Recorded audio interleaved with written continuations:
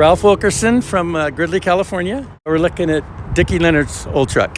1974 Kenworth, originally from Woodland, California. And a guy named Cliff Hurd bought it brand new. It was a 3-axle. It was green and white. I saw it when I was younger. It had a V12 in it. And Cliff ran it for 3 or 4 years, and then he sold it to Dickie Leonard, another Woodland guy. Dickie Leonard made it into a 2-axle and ran it, and he held sugar beets in Woodland for a couple years. He got tired of the V12, too noisy, leaked too much oil. Dickie kept the truck spotless every day. So he took it to Caterpillar in 1978 and put a 3408 in it, brand new out of the crate. And so Dickie ran it for about 20 years, and they closed the beet plant down in Woodland. So he kind of retired, but he didn't want to sell the truck. So he kept it inside. Took me about 2.5 years to buy it from him. So I ended up with Dickie's truck. 2.5 years of convincing? Yes, I sent him a check. He never cashed it. I brought a bag of $100 bills. He didn't want to sell it at that time. And then he called me about a week before Christmas and asked me if I wanted the truck. Last year? No. Oh, okay. About 20 years ago. Okay. So he finally was ready to retire. So I went down and got his truck. And so we've used it. When I first bought it, it's hauled rice and hay with it. And it was my daily driver for about 5 or 6 years. And then as things moved up, now it's semi-retired. And is there like a guest book for the people who drive it? So it's kind of a cool truck because it's a V8, little 2-axle, long hood Kenworth. So I've driven it. Dickie, Cliff, Kevin, Troy are the only drivers that I know of. But then a few people at these ATHS shows, like Mike McKay from Eugene, Oregon, at one time moved it at a show. Robert Appleton, I let drive around the whole yard from New Zealand. Biggest smile on his face, and he's going to be here this weekend. I'll let him drive it again. So it's a cool truck. And in my area, if you see somebody my age, they can look at that truck and know it's Dickie Leonard's truck. And Radco is just kind of the caretaker of his truck. So it's a cool thing.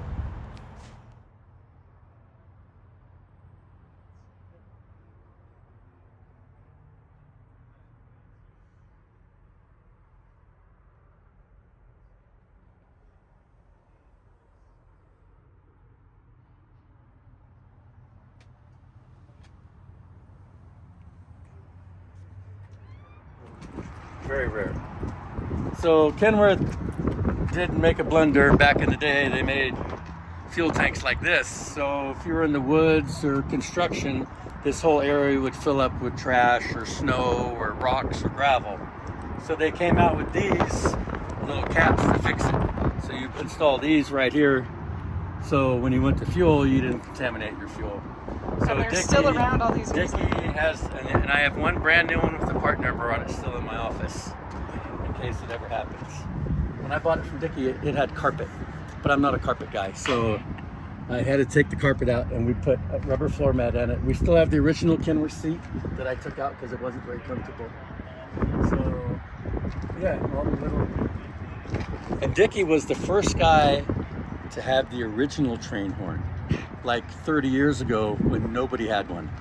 Weighed about 50 pounds and it was very uncommon. So when you heard one, you turned your head. Now I'm sorry to say they're just a dime a dozen, so they're not that big a deal anymore. But Dick was the first guy in our area that had a real train.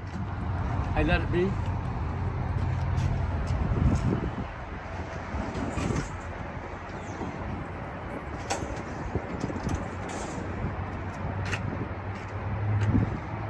So 3408 with the retarder. The only thing we've done to it is we had to rebuild the fuel pump. We took it to Caterpillar and they redid it. It's got about 850,000 miles on it right now. At one time there was a V12 in that same hole. This is much better.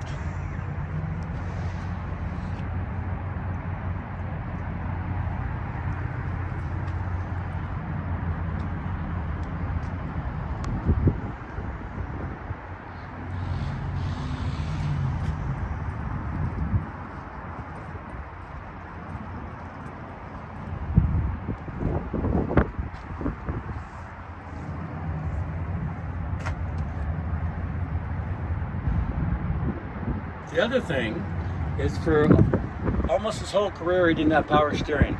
And about a year before he retired, he put the power steering conversion kit on it and was only able to drive it 1 year. And then they closed the beet pulp plant. But I powered manual steering for such a long time. The other part, when I bought the truck, this was all chrome because he thought it was cool, but it was just too wore out. So I have a chrome steering shaft on the shelf at the shop, and we replaced it with the new steering shaft there.